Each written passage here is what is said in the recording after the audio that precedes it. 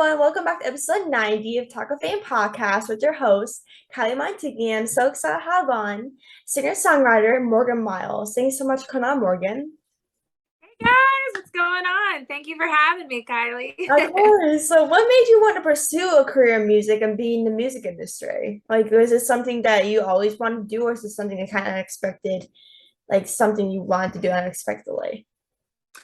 Um, I feel like I don't know if this is always the cheesy answer, but I feel like music chose me. I don't have anybody musical in my family, so I was kind of this odd duck chasing a dream, and my parents have always been super, super supportive, and yeah, it was something that I definitely was going after, and I just absolutely love music. I don't know who I would be without music, so it was definitely from when I opened my mouth, I was into music. So it's definitely been a strange thing, say for my family, not coming from like generations of music musicians and all that kind of stuff. So Mhm. Yeah, that's how I am. Because like obviously music is something big part of everyone's life, especially mine. Like I don't know where I would be without music. Like if for mhm. me, like whenever I'm doing something, I'm always listening to podcasts or music, like either one, especially music. Like how has like music helped you since like the pandemic? Obviously during the pandemic, we were always stuck at home. We really couldn't do anything. And obviously music has really impacted everyone during like over like the last like 2 years, especially because we were stuck at home and everything. Like, how has it impacted you? Because obviously, for me personally, it has impacted me so much through this hard time doing at home and you couldn't know what was going on. So, how much has it like impacted you over the last couple of years? I mean, it's been a wild ride because, I was so used to being on the road, Hmm. um, and recording and doing all these things. And our industry was the first to shut down because, Hmm. based on like just the vocal restrictions that we had because of the lack of better terms, the spit and the distance and all this Yeah. stuff with recording. We found ways around it. We were writing on Zoom. There was different ways to record, but it felt very much, I don't know, the energy's not there when you're disconnected, not in the same room. I think music really does, bring a collaborative vibe. So I think that was hard to find a way to navigate a really odd scenario of what we were used to as far as writers and creating. Hmm. I definitely felt like it was odd. It's like I enjoyed not having to be hustling on the roads like a crazy person like I'm used to. But Hmm. then I didn't have my outlet at times that I started to feel like very anxious. And what when 2021 rolled around, basically my booking agent was like, "Okay, you do you want to try to take this like risk of being out on the road? You're gonna have to do it all solo acoustic." And I ended up doing like 100 some, shows last year, which was really tough to navigate. Like Hmm. sometimes the shows had to get canceled because of resurgence. The West Coast was just so difficult, and then it seemed like as soon as we were finding like the opening, it was like gas prices were shooting through the roof. So it was Hmm. just like one thing after another. Yeah. Everybody was state to state. It was really, really hard to navigate. I could be in the Midwest and things were very much open. The South was open, but then I mean, I remember playing in November, like November last year in New York City, and it was still very much like a ghost town. It wasn't the New York City that I remember. So it's Hmm. been challenging. It's made me extremely grateful for, what I was able to do before. And I just have to believe that we'll get back to it. And I know we're getting back to it. I've been in LA for the last 2 months, and they're still very, very, masks and COVID is still very much a thing there. So Hmm. it's been crazy. I mean, it's definitely affected us on a major level because Hmm. we're like, concerts are super spreaders and Yeah. all this stuff. And, Mhm. you know, are you going to be doing meet and greets? And, and it's just, our industry is very much, people, like we Yeah. have to interact with people, and that has been difficult. But I think one of the cool things that we learned, but I don't think could ever replace, is just how to connect with people on a broader level through like social media Mhm. and doing more of that. I still don't think it's the same. I think it has its place, but nothing can Mhm. replace the actual feel of being at a concert. So that is a long-winded answer. I'm very sorry, but it's the truth. I mean, it's been a wild journey. But I do Mhm. think it makes you appreciate, you know, what we had before, and hopefully we can get back to some of what we used to do. Yeah, exactly. Like, I just remember being at my first concert since the pandemic back in September. I just remember being so overwhelmed. I'm like, I realized how much I miss seeing in-person like shows. And Mm-hmm. it really really changed. Like when I saw like when I went to a concert, like there was really like we you legit forgot like that the whole pandemic COVID was actually happening. Like, oh, this like concerts are back to normal. Obviously, like people were putting performances online and Mm-hmm. stuff, and like you that's really not the same. Like obviously it's on your like TV screen or on your phone or whatever you're watching, but it's not in person. Like you would rather go see the person like actually in person in live than actually see them online. Because obviously Mm-hmm. that's what we had to deal with during the 2020 is like we had to see everything online and we couldn't leave the house. And Yeah. obviously this is one of the reasons why I started a podcast. I was like, this is something that can actually help people during the pandemic. And like, Mm-hmm. this is something like I really wish I want to actually have a conversation with someone, and instead of being in the background and is not talking to anyone during this time that is very difficult for everyone in many ways. Like obviously everyone is very different and stuff, and but like this is something that I could really use to help other people and get some entertainment.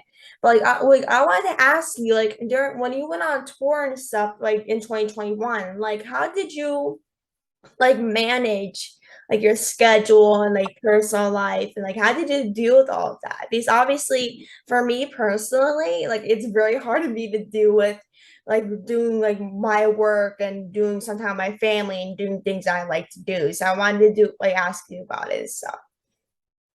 I mean, I don't think that's anything different than when I was on tour prior to the pandemic. It's all about scheduling and prioritizing your career, I mean, for me, I'm a full-time musician. So, there's times during the week, you try to schedule, the rights and the recordings, but a lot of times you're doing a lot more of that in the winter months because you don't tour as much. You Mhm. come closer to the hotter months and it's festival season, and it just, it's just our lives is just it's hectic. I mean, of Mhm. course it's hectic and it's grueling, it's exhausting, but we love what we do, and it's Mhm. really just a scheduling thing, all over the place. And I find time to my family lives in Indiana, my parents live here, so I see my parents all the time. And as far as my family goes, I try to get up there as much as I can. And it's just balance, baby. It's balance. Mhm. Yeah, You gotta love what exactly. you do, Yeah. and again, like, that saying, if do what you love and you'll never work a day in your life. And Mhm. truly, I do what I love. And so I don't ever feel like, oh my gosh, I'm working like a 9 to 5. No, it embodies 24/7. But I've met so many people on the road, amazing relationships and friends. And a lot of times, if I have a few days off in between, like, we go do something fun, like we go do a cool vacation somewhere or something like Mhm. that. So, and that's also one thing that was kind of the silver lining touring solo acoustically, is like I didn't have to worry about a full band, which is, Mhm. that's just more bodies, more trouble kind of thing. It Yeah. just takes up more time. But with the solo acoustic thing, I had a lot more flexibility. So I mean, I got to do things like I played Alaska, and half the time we were doing fun excursions last year, and really getting that intimate time with people that are booking you and making really cool relationships. And I had that ability versus like I'm taking care of, four other band members, making sure they're okay and da da da da. So I think that was kind of the silver lining. And I think what I will in the future make sure to keep implementing is like, is there a possibility to just do solo acoustic so that some of those moments are to be had? Like, what is the best delivery? Is it a full band show or is it more of a solo acoustic show? And how can, during the year, since it's important to me, how can some of the months I do solo acoustic and then other times can I do full band, So I think there's pros and cons to both. And I really learned that because before I was just very adamant, it's got to be full band. We got to figure this out and that, and this has kind of made me a lot more flexible. I mean, I became extremely flexible last year. I mean, you have to. So I just became way better about it for sure. Yeah, like for me personally, like during this whole like last year, I'm like, damn, like this is something like I love doing, but like I was like, I want to spend time with my family and like and doing all these fun things. That's like during the whole summer, I'm like was busy all summer long. And I was like, there's always something going on every single day that I'm like, oh my God, I do not have a break in anything I do. And so like when I chorus, like I live in a small town in Pennsylvania. So about 90% of my family is from Pennsylvania in my area. So like I do live about like 20-minute like radius from me and my family. So it's Where mad do like you live? Where do you live? Because I was born and raised in PA. I'm from Williamsport, oh and I've been really? there. Yeah, I that's live the only. in yeah, I live in Scranton Wilkes-Barre area. Okay. About an hour from Williamsport. Yeah, I used to play soccer, like tournament soccer in Scranton. So Oh yeah, really? I know very well. Yeah, Yeah. where did you play soccer at? Like, was it like a dorm? Because I know there's like a soccer dorm or something in Scranton or Wilkes-Barre. Well, I mean, I played, gosh, I mean, from second grade till senior year of high school, and then I tore my ACL. So, oh my gosh, we played everywhere. There were camps and there was traveling soccer. I mean, I don't know, but it was everywhere in Pennsylvania. So Gotcha. you weren't far away. I know, like, I would have to really think back there. It's been a while, but Mhm. it was a big part of my life. And then I tore my knee really badly senior year, and that's Yeah. basically was like, well, God made the decision so that I wasn't trying to still balance soccer and music, So Yeah, I went to yeah. So I went to music school. that's amazing. So, like recently, like, did you come out with an album called Therapy, your debut album, Therapy? Yeah, I came out with it January 2020. So a month and a half before or 2 months before the pandemic hit. And, these songs, I wrote 70 songs in 5 months. Corey Crowder, who's a big producer here, produced it. It took me, I was in a really bad management situation and I had to fight for my master's because it was just a very toxic situation. And so finally, after like 2 years of this whole process of creating it to trying to get the master's, I released it January 2020, and then the world shuts down and I had, shows booked and everything. And it was just like, oh my gosh, just one thing stacked up against another with this album. But the music on the album, I think, is going to still stand strong. It's, I always said this album really deserves to be heard because it's not about me. I had lost my cousin, who was 33 at the time, to brain cancer. And a lot of those songs were for my family, but for people to heal. And music is healing to me. And I just really believed that I had to fight for this music just so that if it can reach somebody and help them, then it was worth it. It was worth the fight. But songs are like babies, in a way, because they're so dear to your heart. You have to be very vulnerable. And that was a part of my life that was super challenging. And there's a lot of anthemic empowerment songs because I was having to fight for myself with that toxic situation with the management. And then on the other side, losing one of my best friends, who was my cousin, who it was really, really hard for me to get through it because we knew it was inevitable. He had glioblastoma, which no one survives. And, I just felt extremely helpless. So a lot of that was in my music. And so, yeah, it's unfortunate, like just how the pandemic did affect music in a big way of just because you can't support it, once Yeah. once it's out there, you can't go and continue to promote it anywhere and everybody didn't know what to do. I mean, I think now we have better ways of knowing how to navigate that, but no matter what, I'm still really proud of that album. I'm just proud that it's out there and people can hear it, and you know somebody hopefully hears it somewhere and they need it. Yeah, I love that. Like it really, the shows like when you like lose a loved one, like there's really like I feel like you like lost something in you personally. Oh, When I like lost my grandmother back in 2018 from a stroke, I remember like being so heartbroken that like I just remember being like I felt like something like I felt like I lost something in me. I just remember yeah. being myself. Like I was like, what's going on? Like I never felt like this before. And she's like one of my best friends in Mhm. life back then. And so I was like, what am I supposed to do like in life right now? Like I can't stop grieving. Like I don't know how to go with life without my grandma.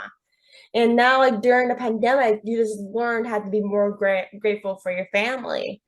Because Mhm. obviously, like you just want the best for your family. Like you just don't want anything bad happening to them and stuff during the pandemic and stuff. Like you, that's really was the most important to me. And like Mhm. you, like I, for me personally, when I picture something happening to my family, like I'd be like, no, this is not happening. Like I do not want something to happen to my family, and I'm sure that's really something everyone can picture with their Yeah. feelings. But like what do you like want like people to take away from your album? Like in case like they're losing like a loved one or something, like what do you want like people to take away from it? I think well, and I always, again, I believe music is up into interpretation so that they can take whatever their situation is and ensconce themselves to hopefully relate into whatever that trigger is, to help them not feel alone, that other people go through these things as well, so you're never alone. Uh-huh. And also the fact that there's hope. There's a song on there called I Believe that I wrote when Mac went into end of life therapy. And I was just devastated. I was in LA. I could barely like breathe and talk. And this poor guy is trying to write with me. Thank God for Brandon Rogers. um, but it's when you lose people, I mean, the first person that you lose is always just, I mean, it's heart-wrenching because life gets real. And not to side gear here, but I think what was really tough about my cousin Mac was watching somebody who was so extremely strong and young. When someone young passes, it's like on this level of there was so much life to be lived, and you never picture your life without one because their age is so young. And I think for me, he got like a mutated gene of what our grandfather died of a couple of years earlier. Mhm. And you know I think sometimes, and I shouldn't think this way, it's like I could have easily had this, any of our cousins could, and he had Mhm. to take on this massive you know situation. And he did it at like a champ. And when that happened, it put my whole life into just an insane perspective. And Yes. just said the only way to truly get through grieving process that I've experienced is to, go through the emotions and feel it and be vulnerable and face it. But the biggest thing is when you start truly counting the blessings we take for granted, Mm-hmm. we call them small blessings, but they're actually the biggest blessings. We think blessings are material things or getting to go on a vacation, or our career takes off or something like that. I mean, if we didn't have clean water, if we didn't have food to eat, if we didn't have our family, if we didn't have people to be there, it's like all those things that I feel like on my album, I hope people realize just my sincerity and my genuine, you know, desire for you guys to not feel like you're alone. And I feel like God gave me a gift to sing and write music. And my hope is that I can share that with people that don't have that ability. Mm-hmm. I that exactly. And so do you have like a song that like on the album that like stuck out to you the most or like kind of meant to you the most on the album?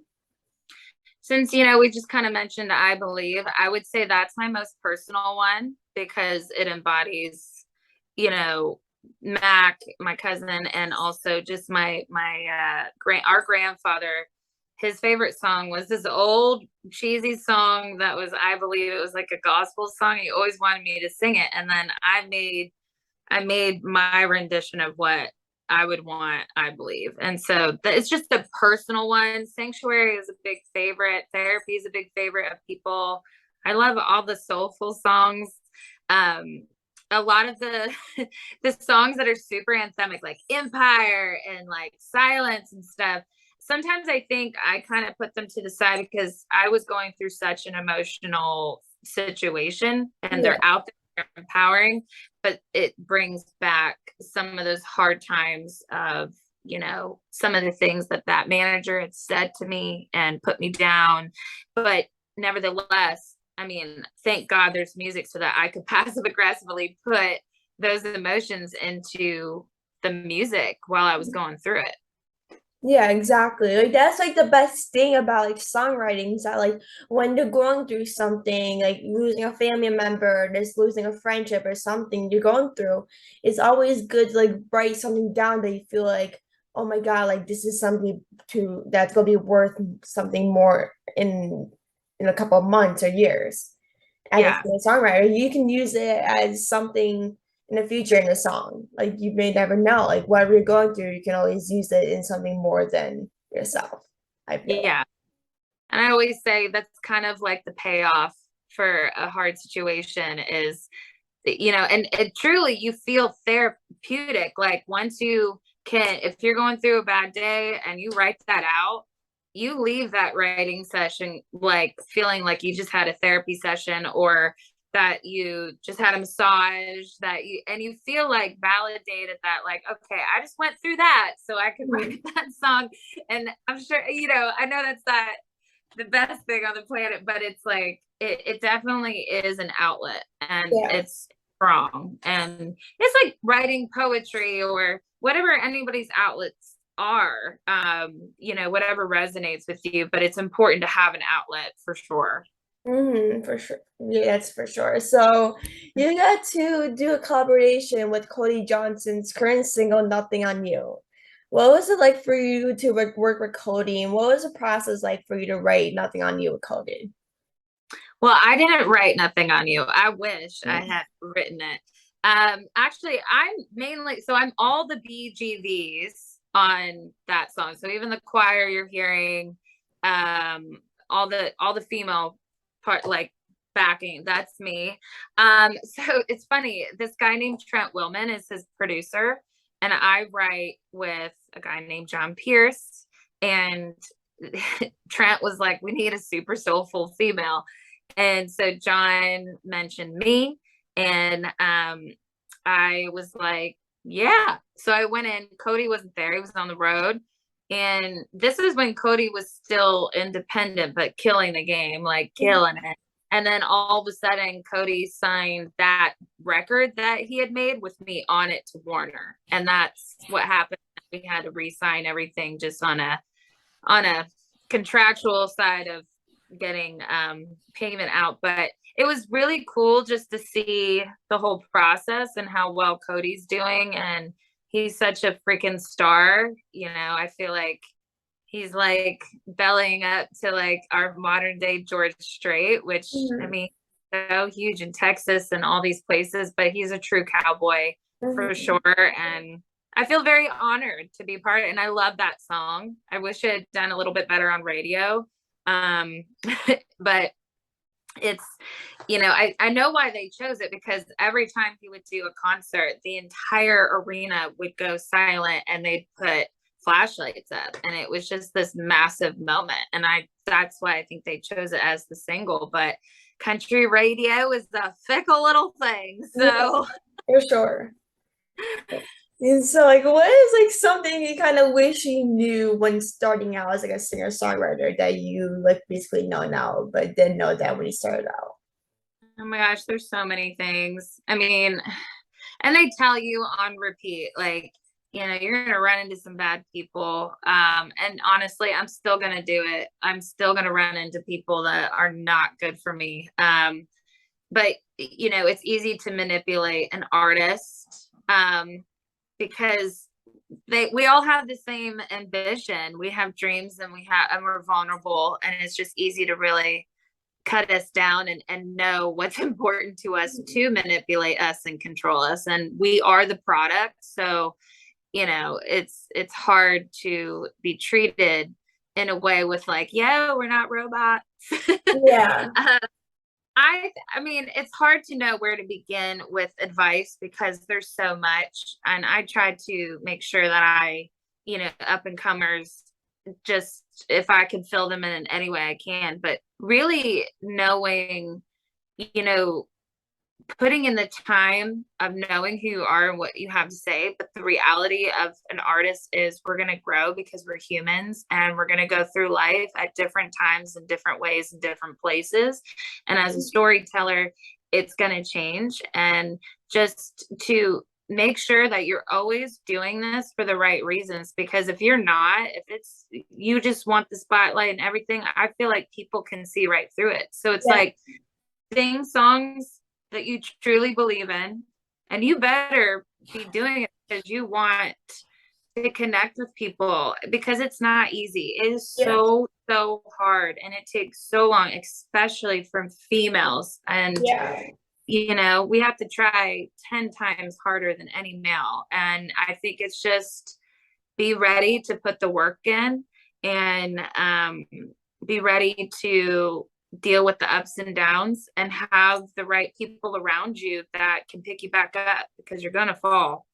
And but there's so much. I mean, there's so much to learn.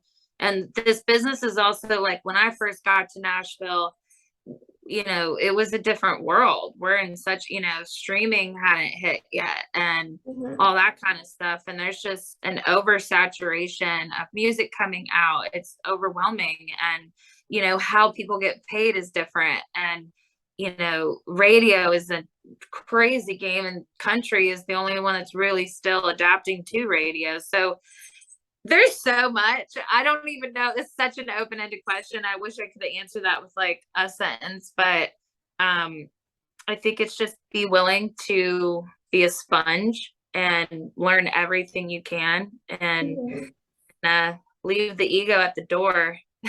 Yeah.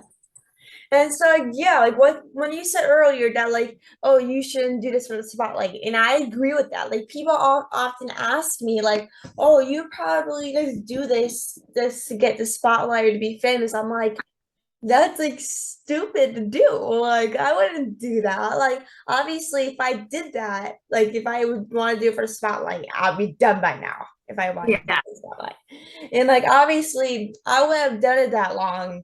This podcast or whatever I did if I wanted a spotlight. If you really like what you do, then you will keep doing it. And like I enjoy my like work so much, and everyone like that's like in the industry enjoys it so much that like they just can't go over it. And that's how like I feel, because obviously I am like I am only 15 years old, and I know people be like, why you work at such a young age? A lot. I'm like, well, this is something like I love to do.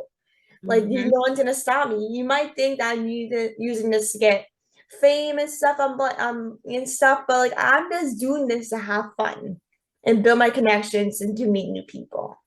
And that's how the best things start. And next thing you know, it's taken off, and you're like, people ask you, like, how'd you come up with your idea? And you're just like, I just was passionate about something that I just started doing one day, and then it works. And I think when your intentions are truly aligned, then I think great things come from it. So Mhm. you're gonna have haters, okay? Everybody's got the haters. You just have to Yeah, that bye. They're just unhappy with themselves. Okay. exactly, exactly. So the final question I have for you is, what is some advice for people that like to become like a singer-songwriter one day or just starting out? um, if it's in country music, come to Nashville, start going to writers' rounds. If you see a writer that you just really connect and like their songs, approach them and say, I would love to co-write with you. Um, and another big thing is if you can get a few songs under your belt, get them recorded so that you have like 5 songs just to kind of show people like what you do. But if you play an instrument, it's going to be a lot easier on you if you can play acoustic guitar so that you can do those writers rounds. That'll help you get your foot in the door, start networking and meeting a lot of people. Mhm. It's a process, but that's the way for sure. 100%. So I just want to thank you so much for jumping on the podcast. It was such a blast speaking with you, and I'm so happy we got the chance to talk and stuff. Like, where can people find you on social media if they want to check out your music and stuff?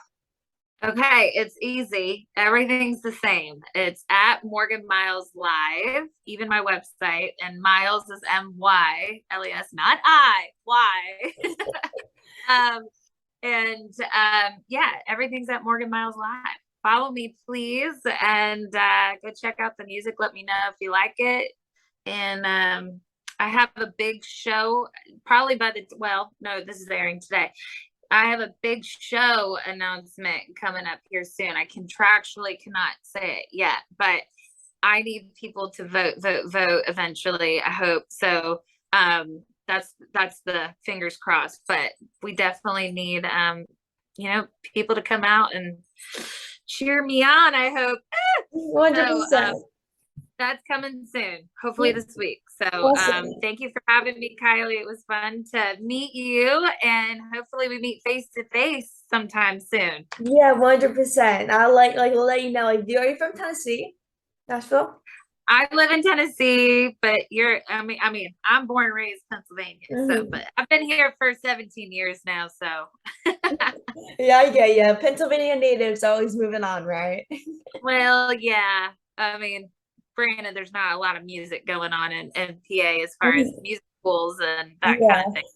I had to 100%. follow where I could, flourish as best I could. So, Yeah, 100%. So next time I'm in Tennessee, I'll let you know. yeah, We'll get together and do face to face or something. for sure, girlfriend. All right. Well, nice to meet you, and You thanks for too. having me. No problem. Bye. Bye.